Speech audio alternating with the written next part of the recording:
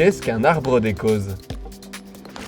L'arbre des causes est un outil qui permet de visualiser et de comprendre les facteurs ayant mené à un accident de travail.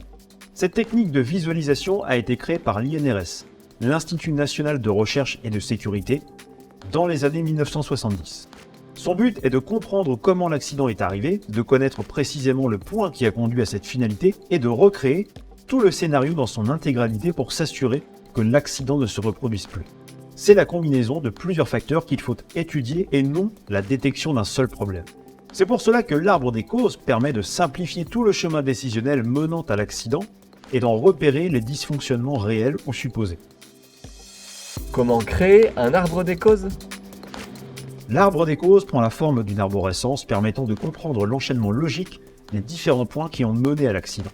L'accident dans cette méthode d'analyse est défini comme le résultat ou le symptôme d'un processus ayant dysfonctionné. D'autres critères entrent dans ce schéma. L'individu I, qui correspond à tous les acteurs ayant joué un rôle ou subi les événements, la victime, les collaborateurs, le chef des opérations, etc. La tâche T et l'activité A représentent la totalité des actions qui ont mené à l'accident. Le matériel MA englobe les outils qui ont rendu possible la réalisation des actions. Et enfin, le milieu MI regroupe quant à lui l'espace physique dans lequel se sont déroulés les événements, ainsi que l'environnement psychosocial.